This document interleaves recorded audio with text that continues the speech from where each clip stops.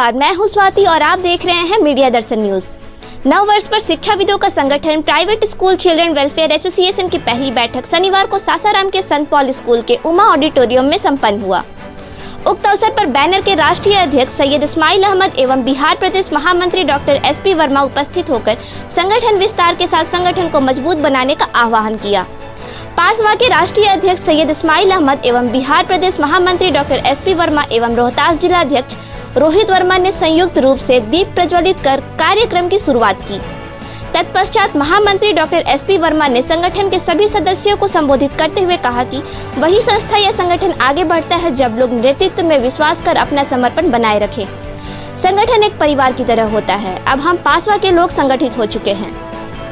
नए साल में हम लोगों ने अपने बल का प्रदर्शन कर विद्यालय खोलने पर सहमति बनाई, लेकिन डर यह भी बना हुआ है कि कोविड स्ट्रेन के आ जाने से हम सभी को सरकार द्वारा जारी गाइडलाइन का अक्षरशः पालन करना भी होगा, तभी जाकर आप विद्यालय का संचालन कर पाएंगे। विद्यालय खोलने से पूर्व मास्क, सैनिटाइजर, टेम्परेचर मशीन आदि सारी ऑपरेटर्स को तैयार रखना पड़ेगा। जब विद्यालय खुलेगी तो सरकार और प्रशासन की निगाहें हम सभी पर बनी रहेगी। मन से private school and children welfare association के national president Syed Shamail Ahmad, general secretary doctor SP Verma, district president Rohit Verma और इस संगठन से जुड़े हुए सभी सम्मानित सदस्यगणों एवं पत्रकारिता से जुड़े सभी बंधुओं का मैं इस सभा में स्वागत करता हूं। हमारे एजेंडा के लिए रोहित वर्मा जी ने बोला कि जो गाइडलाइन है सेफ्टी के लिए, उसके बारे में आप कुछ सहमति अपना सुझाव दीजिए। तो देखिए, हम लोगों को तो अपने स्कूल को संचालित करना है और हमें अपना काम हमेशा ही गवर्नमेंट के अंदर ही करना है। तो सबसे पहले जो भी SOPs जो गवर्नमेंट जारी करती है, अगर हमारा स्कूल खुला हुआ है तो हमें सावधानी पूर्वक उस SOPs का सम्मान पूर्वक अपने स्कूल में उसे लागू करना चाहिए। और उस SOPs में बहुत कुछ ऐसा नहीं है। शुरुआत में हम लोगों को भी जब 9th, 10th, 11th, 12th के कक्षाओं को संचालित करने के लिए कहा गया तो लगा जैसे बहुत बड़ी बात है। एक सैनिटाइजेशन का होता है, तो सैनिटाइजेशन के लिए आप एक बार मशीन खरीद ले और उसके बाद उसको स्कूल खत्म होने के बाद छिड़काव करा दे अपने प्यून वगैरह से, तो ये बहुत बड़ा क्लमजी वर्क नहीं है। It's not cumbersome to carry this process. और बहुत सारे स्कूल में हम लोगों ने खुद ही सैनिटाइजेशन के लिए सैनिटाइजर, उनके थर्मल स्क्रीनिंग की व्यवस्था की है। और ये थर्मल स्क्रीनिंग सबसे अच्छा है कि अगर आप आते हुए गेट पे बच्चों को एक थर्मल स्क्रीनिंग की छोटी सी मशीन आती है, it's not very costly, anybody can afford this work. So मैं सुझाव दूंगा उसे जरूर रखें, क्योंकि बच्चों की एक बार स्क्रीनिंग हो जाने से जो भी हेल्दी बच्चे हैं उनका टेम्परेचर अगर ज्यादा नहीं है उन्हीं को हम लोग अलाउ कर पाते हैं। तो ये बहुत आसान है। और हम लोग खासकर बार बार तो हम लोग सैनिटाइजेशन प्रोवाइड कर नहीं सकते बच्चों को, तो हम लोगों ने, जैसे मैंने अपने स्कूल में किया कि मैंने बच्चों को भी सुझाव दिया कि आपको भी अपने बैग के अंदर सैनिटाइजर या सोप, पेपर सोप आप रख लो, क्योंकि हैंड वॉश फ्रीक्वेंटली रिक्वायर्ड है। अगर मान ले कोरोना नहीं भी है, फिर भी एक healthy habit we can develop among our students with this SOPs। और ये सिर्फ कोरोना से ही नहीं, ये तो बहुत सारे डिजीजेस से भी बचाएगा। और खासकर जब स्कूल खुलेंगे तो सभी लोगों का ध्यान हमारे ऊपर इसी में होगा कि सारे स्कूल जो SOPs गवर्नमेंट की तरफ से जारी किए गए हैं उसको फॉलो अप कर रहे हैं कि नहीं, और हमारी बदनामी भी इसी बात पे हो सकती है। तो इस चीज को हम लोगों को बहुत अक्षरशः पालन करना चाहिए। सोशल डिस्टेंसिंग मेंटेन कराना बच्चों से, उनको हैंड वॉश के लिए प्रेरित करना, और थोड़ा जो भी हम लोग जो मॉर्निंग असेंबली कराते थे या प्ले वगैरह कराया जाता है, अभी सरकार की तरफ से मनाही है, तो ऐसे एक्टिविटीज को हम लोग न भी कराएं तो भी चलेगा। अगर आप उतने भी एडमेंट है कि नहीं हमारी मॉर्निंग असेंबली हो, तो आप अपने माइक से खुद ही एक जगह से संचालित, बच्चे अपने क्लास में अपने जगह पे रह के भी वो कर सकते हैं। तो ये सारे सुझाव हैं और हम एक संगठन की तरह आगे बढ़ रहे हैं। अभी तो हम लोग कह सकते हैं कि हमारा संगठन शैशव अवस्था में ही है और इस संगठन को आगे बढ़ाने के लिए यूनिटी तो जरूरत है ही। संगठन में सबसे बड़ी जो कमी आती है, जैसे लोग कहते हैं मुझे वो व्यक्ति पसंद नहीं है, थोड़ा सा अगर हम अपनी नजरिया को बदल ले, ये नहीं कहते हो कि ये आदमी मुझे पसंद नहीं है, अगर हम ये कहना शुरू कर दें कि इस आदमी को समझने की और बेहतर जरूरत है मुझे, तो शायद इससे बहुत बड़ा बदलाव हमारे संगठन में आएगा। और हमारा गोल बहुत पायस है, एक कॉमन गोल है जिसके लिए हम अग्रसर हैं और वो है शिक्षा। हम किसी जुए के लाइसेंस की बात नहीं करते हैं, हम किसी शराब के धंधे की लाइसेंस की बात नहीं करते हैं। हम लोग तो एक बहुत ही पायस गोल को लेके बढ़ रहे हैं। हम लोग सभी शिक्षाविद हैं और हम लोगों से इस पायस गोल को कोई छीन नहीं सकता है। इससे हम लोगों को डरने की जरूरत, हाँ ग्रहण तो सूर्य को भी लगता है, हम लोगों के ऊपर भी ग्रहण लगा, तो बिल्कुल इस पे मैं ये कहना चाहूंगा कि तारों से मत कहो कि आसमां को छोड़ दे। आसमां के पास तो बहुत तारे हैं, आसमां के पास तो बहुत तारे हैं, लेकिन तारे के पास सिर्फ एक ही आसमान है। तो हम लोगों के लिए शिक्षा ही वो आसमान है और हम लोग तारे हैं। तो इस कॉमन गोल को लेके बढ़ेंगे और मुझे अपने इस राष्ट्रीय अध्यक्ष के नेतृत्व पे पूरा विश्वास है कि उनके इस मुहिम में अगर हम जुड़े हुए रहे तो हम अपनी बातों को सरकार तक पहुंचा सकते हैं। जय हिंद, जय भारत। माननीय समाज साहब, इस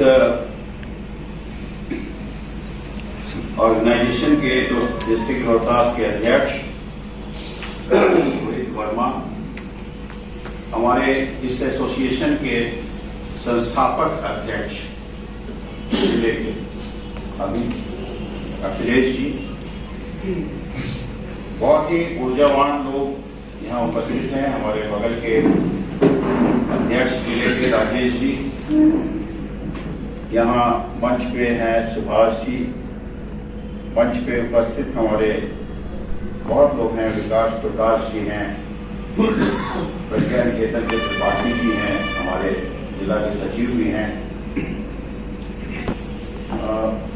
नाम अगर लूँ तो पूरा दिन बीत जाएगा, क्योंकि इतने लोग इतने एक्टिव हैं और शुरू से हम लोग देखते आ रहे हैं इतनी एक्टिविटीज सबों की कि कोई किसी से कम नहीं है। बहुत खुशी हुई है आज ये सभा देख करके। ये यूं कहिए कि इस ऑर्गेनाइजेशन के जो स्टेप्स हैं, जो शुरू का स्टेप देखा, पटना में भी शुरू से हम लोग लगभग एसोसिएटेड थे कुछ दिनों के बाद से ही, और यहाँ रोहतास में तो शुरू से ही एसोसिएटेड थे। और जिस तरह का नेतृत्व हमारे समाज साहब ने दिया प्रारंभ में और अब वो जो नेतृत्व देख रहे हैं, एक अंतर दिखता है। इसी सभागार में एक बार मीटिंग हुई थी रोहतास जिले की, और समाज साहब ने कहा था कि इसकी एक कमेटी आप बना दीजिए। जब कमेटी बनाने को आया तो इतना विरोधाभास था, कुछ लोग इधर भागे कुछ उधर भागे, और लगता था कि ये कमेटी क्या बनेगी क्या नहीं बनेगी, कुछ समझ में नहीं आता था। या यूं कहिए कि नेतृत्व में विश्वास नहीं था। उस समय अगर किसी की बात हम करते थे तो कहते थे वही बहुत बड़े हैं क्या। पब्लिक स्कूल में भी बात करते थे तो कहते थे वहां क्यों जाएंगे। इस तरह की छोटी छोटी बातें जो उभरती थी, तो उस समय में ऐसा लगता था कि ये ऑर्गेनाइजेशन शायद समाल साहब तो चले हैं ऐसे लोगों को लेकर के ये बड़ा बृहद आयोजन करेंगे, शायद बिहार में ये नहीं बन पाए। और हमसे ज्यादा अच्छा तो समाल साहब बताएंगे कि कितनी कठिनाइयां, कितनी परेशानियां उनको झेलनी पड़ी। उस समय में इकट्ठा करना बहुत मुश्किल था। बहुत एग्जाम्पल्स याद आते हैं विश्व के भी, यहाँ के भी। नेतृत्व क्या है कि नेतृत्व जब तक आप एक आदमी में अपनी आस्था प्रकट नहीं करते हैं तब तक नेतृत्व नहीं आता है।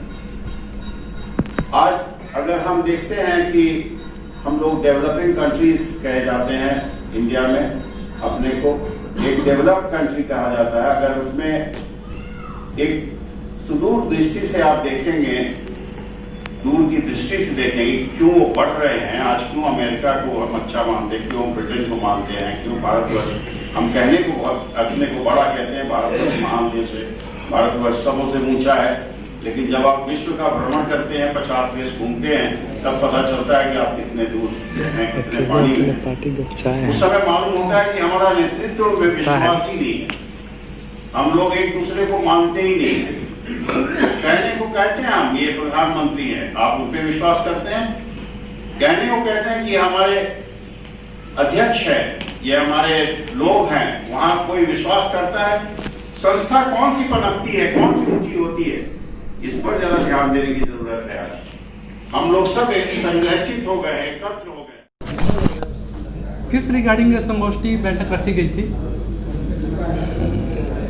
Private school and children welfare association का लगातार पिछले 9 महीने से इस कोरोना काल में देश भर में आंदोलन हो रहा था और ख़ास करके बिहार में जो हमारे 25,000 प्राइवेट स्कूल्स हैं जिनकी परेशानियां थीं, सरकार उसके ऊपर कोई तवज्जो नहीं दे रही थी। 9 दिसंबर को पूरे बिहार और पूरे भारतवर्ष में सत्याग्रह के माध्यम से सरकार से मांग की गई थी और 13 दिसंबर को प्रेस कॉन्फ्रेंस के माध्यम से सरकार को चेतावनी दी गई थी कि अगर 2 जनवरी से पहले स्कूल खोलने के लिए अगर घोषणा नहीं होती है तो पूरे पटना को हम लोग घेर लेंगे, जैसे दिल्ली को भारतवर्ष के किसानों ने घेर रखा है।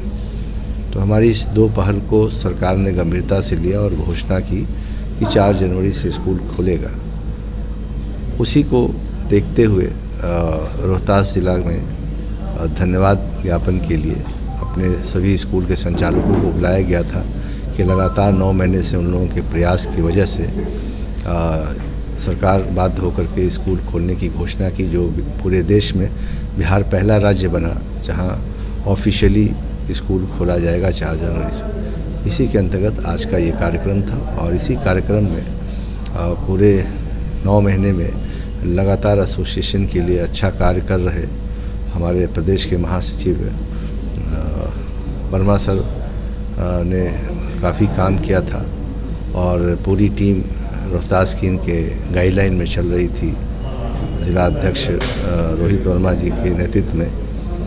तो एसोसिएशन ने निर्णय लिया है कि वर्मा सर को प्रदेश महासचिव से प्रमोशन दे करके all India private school and children welfare association का जॉइंट सेक्रेटरी बनाया गया है, ताकि इनकी सीनियरिटी और इनका जो मार्गदर्शन रहा है और जिस तरह से एसोसिएशन को लगातार कई वर्षों से मजबूत करने में इन्होंने अपनी अहम भूमिका निभाई है, उसको देखते हुए राष्ट्रीय स्तर पे इनको एसोसिएशन में जोड़ा गया है ताकि एसोसिएशन और अच्छे से काम कर सके।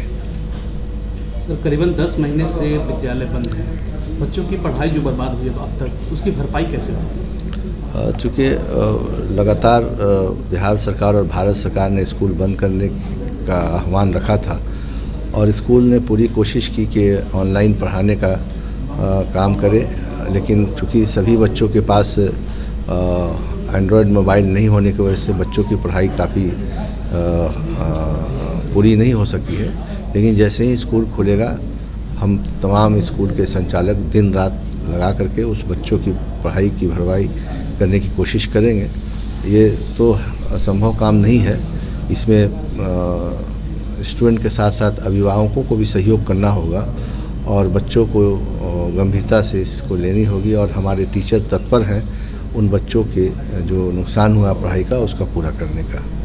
अभी आपने बताया कि बिहार पहला राज्य बन चुका है जहाँ पर आधिकारिक रूप से विद्यालय खोले जाएंगे, लेकिन बिहार गवर्नमेंट ने कुछ दिशा निर्देश भी जारी किए हैं जिसको पालन करते हुए निजी विद्यालयों को खोला जाएगा। तो क्या सारे विद्यालय सक्षम हैं उन गाइडलाइंस को, नॉर्म्स को पालन करते हुए विद्यालय खोलने? देखिए, अभी भी प्राइवेट स्कूल में ही क्वालिटी एजुकेशन की बातें होती रही हैं, इसीलिए पेरेंट्स उन पे भरोसा करते हैं।